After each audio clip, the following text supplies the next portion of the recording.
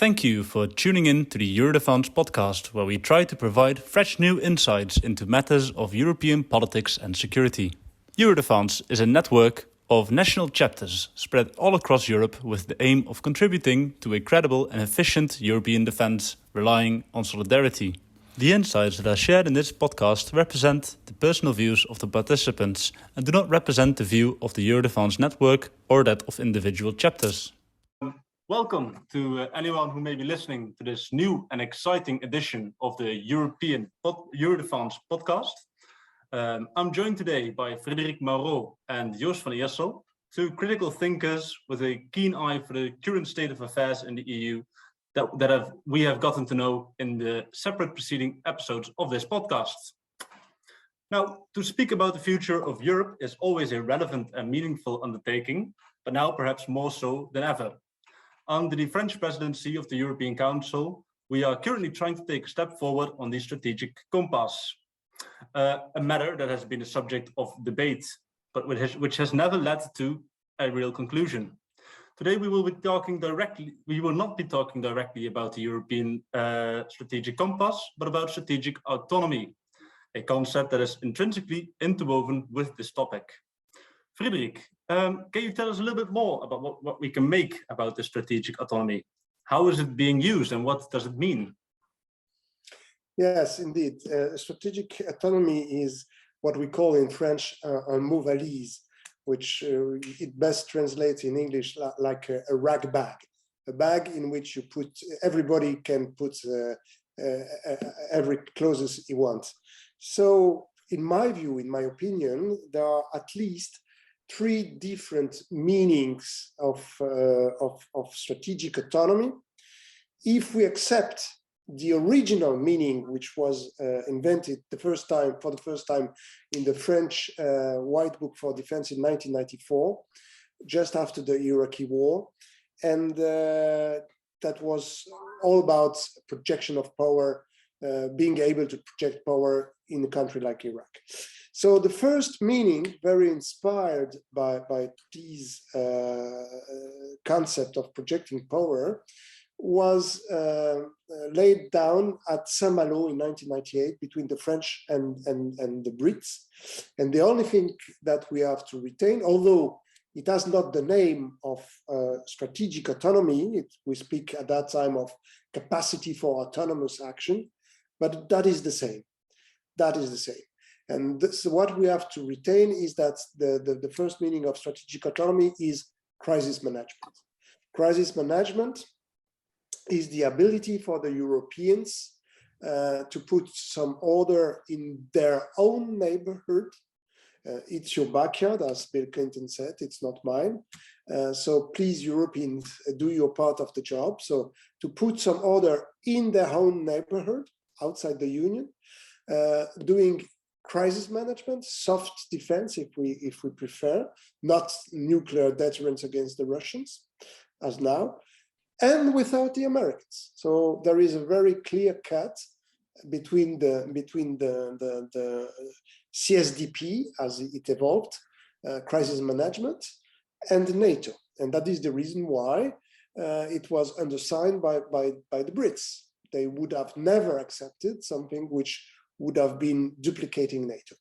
So that is the first meaning of strategic autonomy. The second meaning of strategic autonomy was laid down between 2013 and 2016, and it culminated by the global strategy of Mrs. Mogherini in 2016. And there, the cut is less clear between NATO and CSDP and crisis management, because strategic autonomy is understood being able to defend the territory of the Union, or at least the citizens of the Union. It's also a matter of security, maybe not defense, but security. So inside the borders of the Union, with the Americans possible, without them if necessary. So the borders between strategic autonomy and understood as CSDP and NATO became blurred. And that, obviously frightened our Baltic and Polish and Nordic friends, and raised strong opposition to this concept of strategic autonomy being a ploy of the French to detach Europe from NATO. In order to circumvent these objections, was invented a third notion of strategic autonomy, understood as autonomy writ large, being part of basically independence. I mean, that is what President Macron said in answering to German defense minister in November 2020, Mrs. Annegret Kramp-Karrenbauer. He said, we should consider strategic autonomy being not only military, but also financial, technological, trade, etc., in which we all have a say in Europe. And then emerged the concept of a European sovereignty equal to strategic autonomy, which, if we reflect 2 seconds, is a disguise of the old concept of Europe puissance, powerful Europe. What does it mean, Europe puissance? Well, it's written in the St. Malo Declaration of 1998. The Union wants to play its full role on the international stage. No more complicated than that. But that was so. So we have at least 3 meanings, 3 very different meanings of strategic autonomy, and they are close: crisis management, a beginning of military independence, and full independence. But they are, in the meantime, as different as a chair, an armchair, and a stage. So if you say, bring me the stage, and then somebody else bring you an armchair, it looks like it has four feet, but it's not the same. So we have to be very clear of what we are talking about. Right. So it seems pertinent then that we get all of the European leaders on the same line on exactly what it is that we are talking about. What are we referring to? How can we do this? How do we get people on the same line on this? And what are the obstacles towards getting a shared understanding of strategic autonomy? Joost, perhaps you would like to give your opinion on that. Well, Frédéric, thank you very much indeed for bringing some clarity in a very ambiguous picture. Ambiguous it is because most governments have a keen interest in keeping it as ambiguous as possible. And therefore, I would like to go back one step further. Why is it so complicated to come to any definition? And that has to do with history. It has to do with traditions, national traditions. It has to do with culture by country. And it has to do also with the relative position of each country in the field. For instance, France has always tried to keep a certain independence and is also able, to a certain extent, to maintain the view in practice. The Netherlands, for instance, is a small country with relatively few military industries. It is not master of its own destiny. So they look at it in a different way.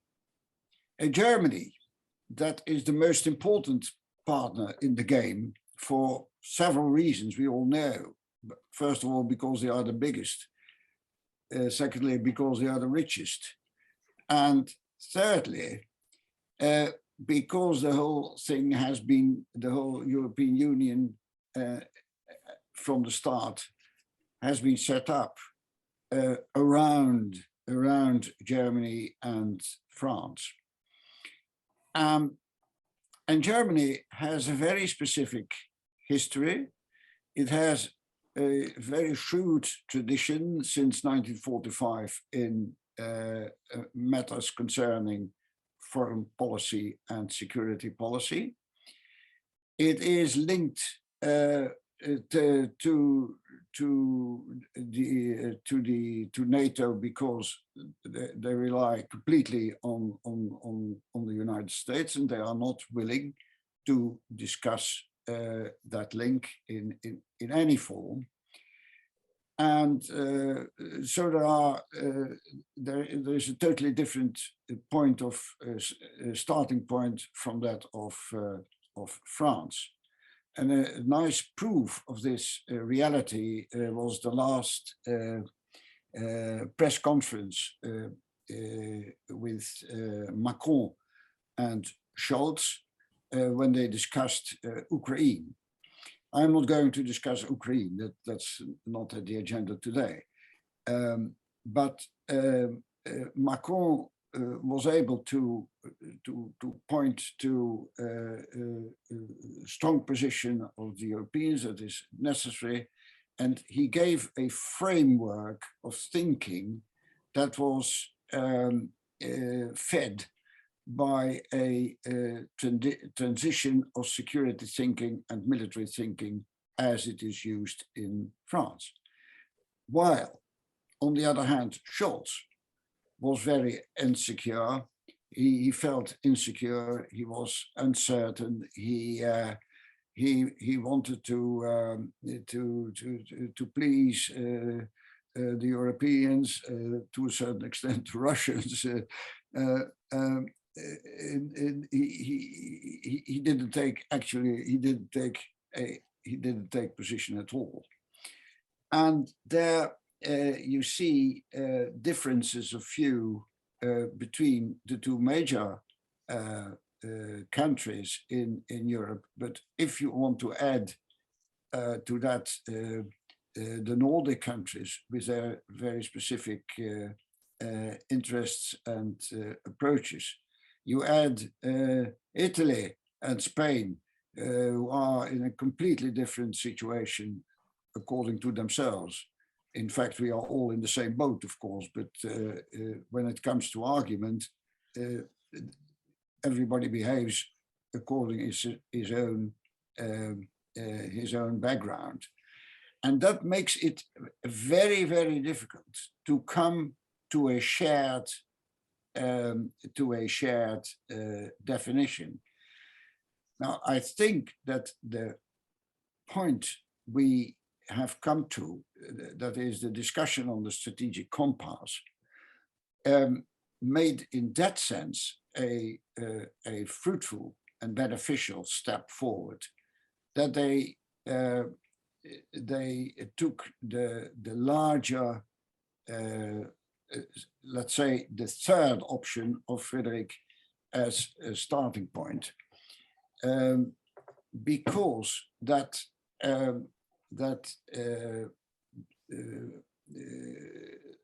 cuts a little the sole interest for the military side.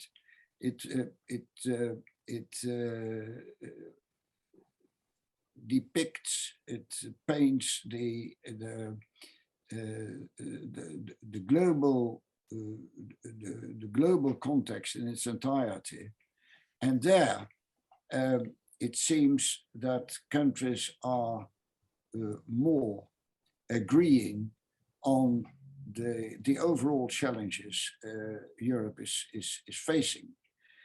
And as soon as you are able to discuss the challenges and you agree on the nature and the kind of challenges we are facing, it is maybe somewhat easier to come to conclusions when you go somewhat more into detail, for instance, on security. So they don't start with security, they start with the overall picture, and by deduction, they come to slowly to the security aspect of the affair. It is, by the way, totally excluded that they come to that conclusion already in March. But as Macron has more often said, this is the first step to a more comprehensive approach of the Europeans. And March is the building stone for that. As an observer, yes, I agree. I agree, because independence, at least, or call it European sovereignty, call it strategic sovereignty, call it strategic autonomy writ large, is at the end the most ambiguous concept of all. The most precise being crisis management. We all can write down what would be necessary to be able to handle crisis management outside the Union. Military independence is already more complicated. Independence is so large, so ambiguous, then everybody can sign on. The trouble with that is there are two traps. The first one is that speaking about independence at large, we forgot military independence. So, and that is the first and most obvious trap. And we see what happens now in Ukraine. It's exactly that. Europe is more or less independent in a lot of domains, but not in the military. And now we have to see the Americans and the Russians negotiating over our heads because we have no military power. So that is one trap. Frédéric, it might be good to just dive into this a little bit more, because this is quite a peculiar issue, really. If you look at the absolute numbers of troops, the EU's combined NATO states have some 1.26 million troops under arms, while the US has 1.37. Yet there is such a massive discrepancy between what these European states can do with this and what the US can do with this. Why is that? Well, there are many reasons for that. Many reasons. For the first one being, you cannot add Europeans' capabilities to, or you cannot sum them up, because every European country wants to have the maximum of capacity. So we are duplicating. We are not duplicating between NATO and the EU. We are duplicating between ourselves, Europeans. That is the main problem. That is the far large, the main problem. You cannot add the Portuguese soldiers with the Estonian soldiers and the German soldiers with the French soldiers, because it doesn't work like that. They are under the command of the national masters, and they obey only to the national master. And we have no specialization and no integration. They are integrated with the Americans. So that is the second main reason, is the lack of capability, the lack of so-called strategic enablers, which are precise guided munitions, air-to-air refueling, blah, blah, blah, etc., etc. The third reason is that we have to take into account the nuclear dimension. If we just think about what the military called the order of battle in Europe, on one side we have the Russians, let's say around 500,000 soldiers overall, 600,000 soldiers, which is much less than all the Europeans altogether, but it's much more than the Americans soldiers on the soil of Europe. No. The American soldier on the soil of Europe is around, if I don't make a mistake, 35,000. Yeah, which is peanuts if you think about it. What makes the difference? The difference makes the US as a deterrent in itself. And what makes the US a deterrent in itself is the nuclear dimension. But Europeans don't want to hear about nuclear. And there is a big discussion in the moment in Germany about should we renew the dual capable aircraft or not? That will be the proof of the pudding, and blah blah blah. And will they buy the F-35 or the F-15, etc. But that is ridiculous, to be honest, because we are talking about free fall bombs of the 1960s, which are meant to be used in the battle, so which has no chance to reach Russia. So what I want to say is that there is a lot of psychological dimension in all that, and the main hurdle from the Europeans, the two main hurdles of the Europeans is first their own inability to think themselves as Europeans, and second, they don't trust themselves. They don't have trust between themselves, and they don't have trust in themselves. They are much more capable. There is no reason on earth why Germany alone should be frightened by Russia or France, or not to say all the Europeans together. We are talking about 440 million people with a GDP 10 times the one of Russia. And we are frightened to the point to call the US at the rescue just because Mr. Putin put 100,000 troops at the border of Ukraine. This is ridiculous. If you look at the figures, if you look at the facts, it's all in our spirits, it's all in our minds. It's totally ridiculous. I fully agree, and I think you define it in a splendid way. When the European Economic Community was set up in 1952 and 57, it has been from the outset an economic community, and it deliberately was, because our security was in the hands of the United States. And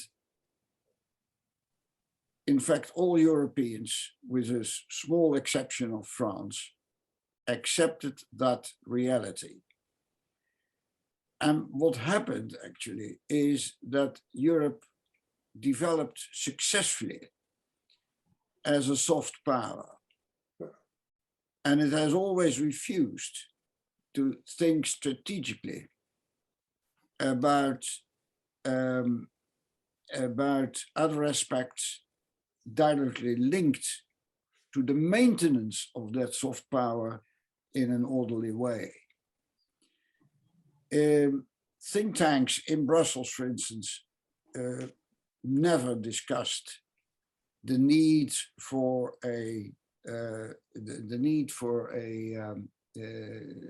for thinking clearly on the link between international trade and defense, or the significance of the euro and the Economic and Monetary Union and CSDP. CSDP was something abstract. It was kept outside the European fabric, with the high representative, etc. That was purely intergovernmental and put aside. And the Commission has indeed tried to bring things more together, between others by integrating the High Representative into the Commission as a Vice President. But in fact, the member states have always refused to see it like that. They are, in fact, when they discuss in that framework, on a different planet than they are in the EU. So it is actually a chair that has a few Fit. how do you call it? Fit. Yeah. Yes. But it misses an essential food. So it falls. It falls when it comes under pressure. And what they don't see actually is how dangerous it is not to have a CSDP. Yeah. They have never seen it like that. That was more seen as a sort of luxury. Well, we don't need it at the moment, but okay, if France wants that, okay, we discuss it. But it has never been taken seriously. When I take, for instance, the Ministry of Foreign Affairs in this country, in the Netherlands, it's very characteristic. There was Director General for EU matters, and there was a Director General for security, and they were completely divided, two different worlds. It's no longer the case today, but it has for a very long time seen separately, without interlinkage. And I think that we can only come to an agreement on our common future if we accept, and I mean every country, of course, accepts that there is an indissoluble link between CSDP and all the other main priorities we set ourselves. And this is a process that is going on, but we are so stuck in our own traditions not to discuss it properly, that it takes years and years and years to come to an agreement. I think one of the reasons why this has always led to an inconclusive conclusion has been because as soon as we start talking about integration, we get people saying, well, you want to create a European army, which is a non-starter to many. It kills the whole discussion. Now, but let's say that we get this right way of thinking, and we get this strategic compass, we get the enablers, we get the nuclear dimension to that. How can we move on from there? How can we move on from that point to becoming strategically autonomous? The strategic compass is what we call the white book on defense. Should be a white book on defense, and for the moment, the prospect that it becomes one is rather positive, I would say. Yeah. But it's in the whole defense process fabrics, it's only the starting point. Yeah. Once you have done a white book on defense, then you have to do two things. You have to start a cycle of defense planning. Defense planning means constructing, building, targeting, what will be the military means you need to satisfy your level of ambition or to face your threats, which is basically the same thing. So that means that in a cycle usually of 4 years, you will have to walk down all the strategic path from the white book to the capabilities. That should be the role of PESCO, yeah, which is not for the moment, because PESCO in the treaty is no more and no less than an integrating capability process. For the moment, it is nothing to do with that. It's only cooperation, member states sovereignly cooperating with whom they want on the subject they want. It's not a plan. It's some sort of Mr. Bean policy. And frankly, we don't need the union to cooperate between ourselves. So we should, after the white book, we should put the capability process, call it PESCO or whatever, in order, and in order to produce capability and to do research, the European Defense Fund should be linked to this capability defense process. That is to produce the capability we need to satisfy our level of ambition.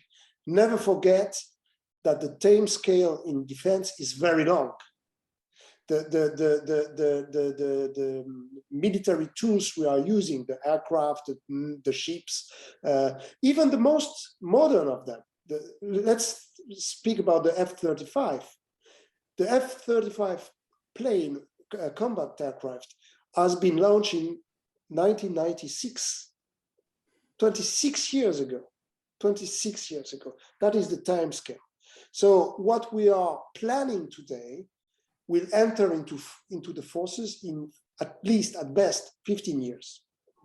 That is for the defense planning. So that is one side.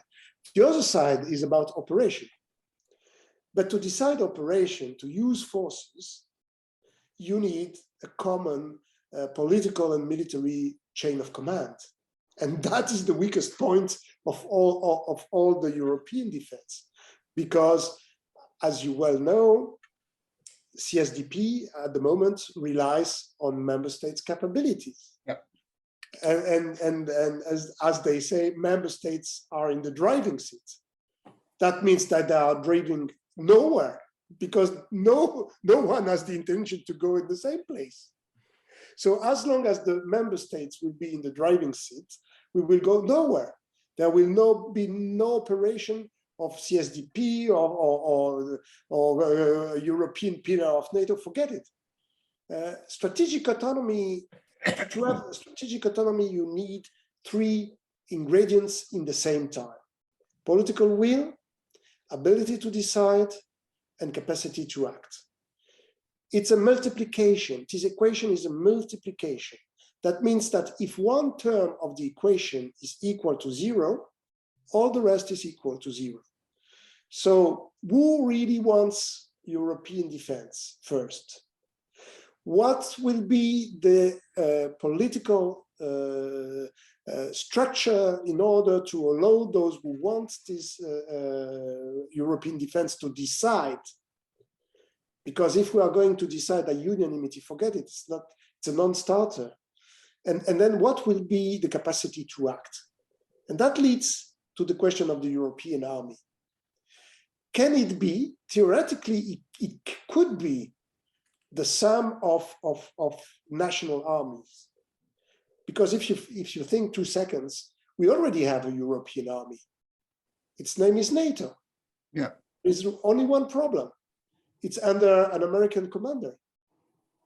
The SACEUR, the Supreme Allied Commander, is American.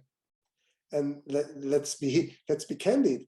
He takes his order from the White House, not from the EU, not from the HR, not from the Commission, not from the European Parliament, not even from the European Chief of Staff.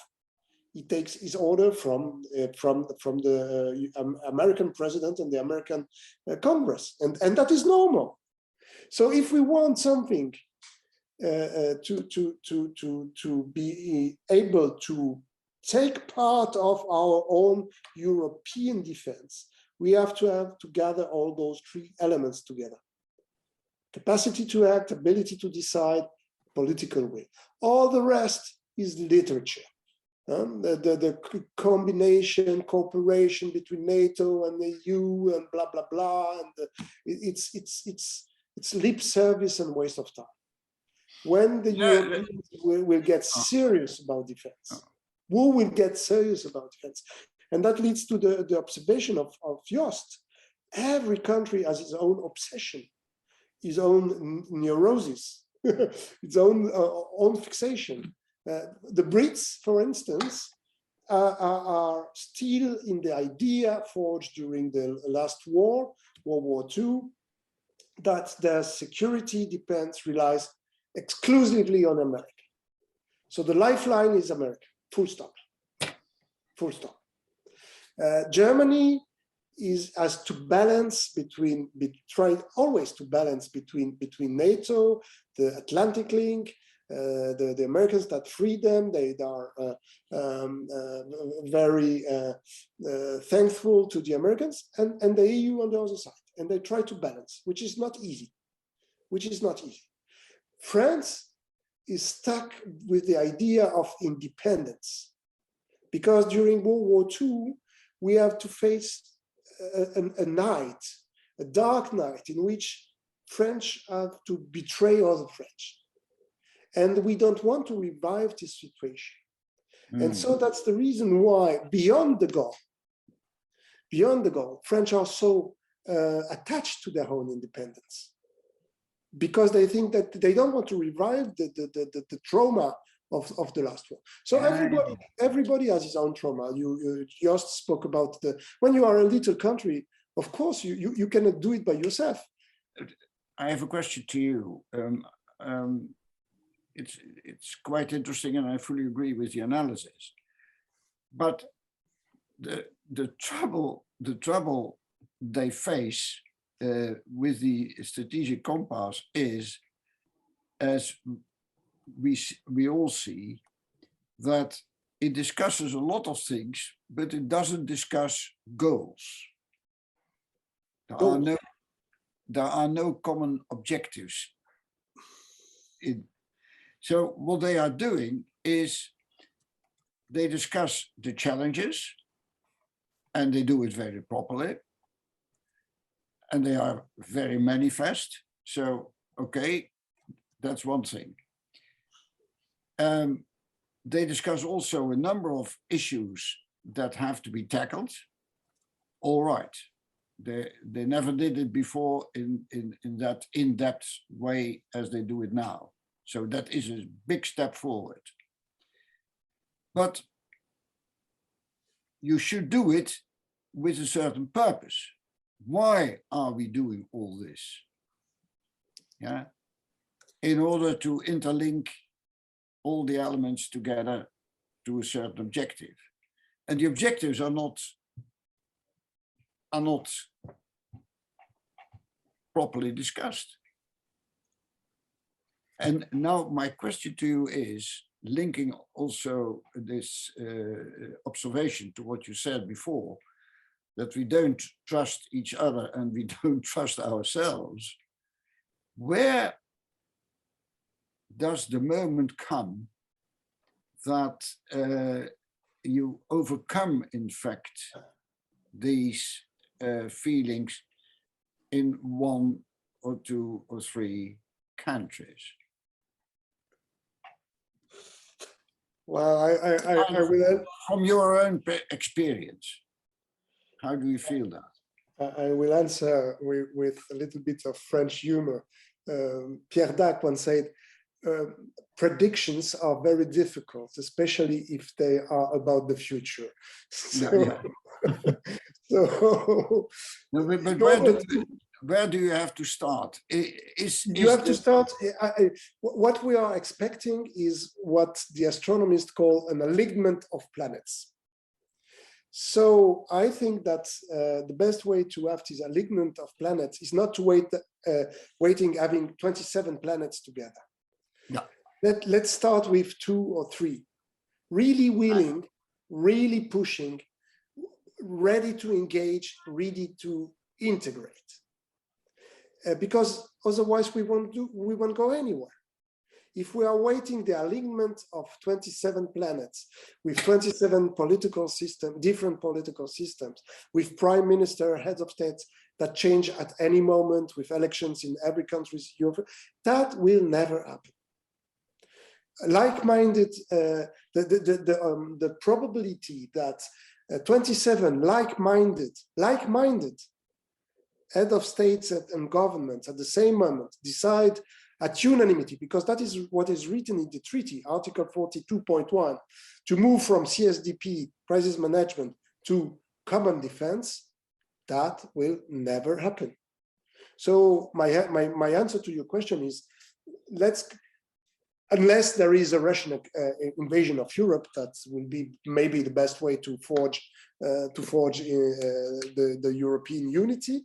But if Mr. Putin does not do us the favor of invading us, the best way to promote European defense is to start with a little group, an avant-garde, a group pionnier, a Euro group of defense,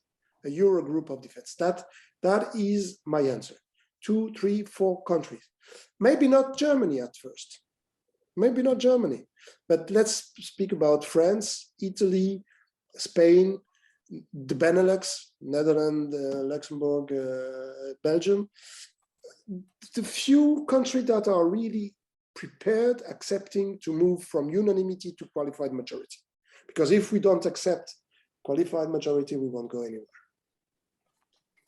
Let's hope that we will see this happening in the next few years. I think this has been a very fruitful discussion about the state of affairs of strategic autonomy and the political situation in Europe that could lead to this or not. Thank you, Joost, for your insights as well. I look forward to hearing more from you both in the future. I'm sure many of these topics will come back again in next episodes. Thank you. Thank you so much, Bart. Thank you so much. Thank you very much indeed.